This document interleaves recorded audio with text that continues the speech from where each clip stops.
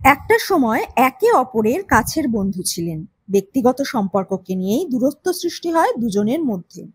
তবে ইউভান ইয়ালিনির জন্মের পর সে দূরত্ব অনেকটাই কমতে শুরু করে। তাদের জন্য উপহারও পাঠান মিমি চক্রবর্তী। রাজকে বিয়ে করার পর শুভশ্রীর সঙ্গে দূরত্ব বাড়ে মিমির। রাজের সঙ্গেও সম্পর্ক ছিল না, প্রকাশ্যে এই নিয়ে কোনো কথা বলেননি তারা। অপরদিকে ব্রেকআপের পর দেবের সঙ্গে কোনো সম্পর্ক নেই শুভশ্রীর। তাদের একসাথে কোনো ছবিতেও দেখা যায়নি। তবে শীঘ্রই মুক্তি পাবে দেব শুভশ্রী অভিনীত ধূমকেতু।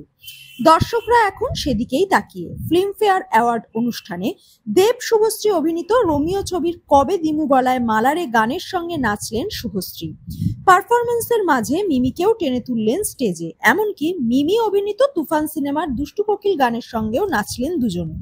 বরফ যে গলছে তা আরো একবার প্রমাণিত হলো। তাদের নাচের দৃশ্য ক্যামেরাবন্দি হতেই অভিনেত্রীরা চর্চার কেন্দ্রে। কেউ দেবের খোঁজ করলেন, কেউ আবার তাদের পাশে রাজকেই দেখতে চাইলেন। নীতিপুরুষেরা তাদের নিয়ে চর্চা করলেও তারা যে নিজেদের জীবনে দিব্যি আছেন তা বোঝাই গেল। কেবল পারফরমেন্সই নয়, এদিন পুরুষতান্ত্রিক সমাজকে একটি বিশেষ বার্তাও দেন শুভশ্রী। তিনি এখন সুপারম্যান, হাতে রয়েছে অসংখ্য কাজ। পিরিয়ডিক ড্রামাতেও কাজ করবেন, সব রকম চরিত্রেই তিনি সাবলীল। হাই ভোল্টেজ পারফরমেন্সের পর মঞ্চে দাঁড়িয়ে বলেন, আমি জানি কত প্রতিকূলতা পেরিয়ে কঠোর পরিশ্রমের মধ্যে দিয়ে দিন কাটে তোমাদের।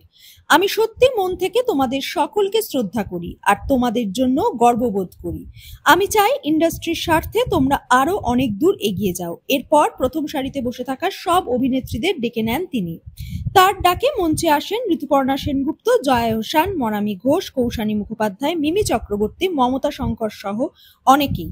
তিনি আরো বলেন, রাজ, সৃজিত, শিবপ্রসাদ, দেবজিৎ, অঙ্কুশ নয়, একটু অভিনেত্রীদের নিয়েও কথা বলুন। তার বক্তব্যের পর পিঠ চাপড়ে দেন মিমিও। একটা সময় কোনো অনুষ্ঠানে দেখা হলে একে অপরকে এড়িয়ে যেতেন দুই টলি সুন্দরী। সময় যে ক্ষতর পরম ওষুধ তাও বোঝা গেল। দুই বাংলার তারকাদের পাশাপাশি হাজির ছিলেন রাজকুমার রাও, শান্তনু মাহেশ্বরীর মতো সেলিব্রিটিরাও। দীর্ঘদিন পর দেখা গেল বিশ্বজিৎ চট্টোপাধ্যায়কেও।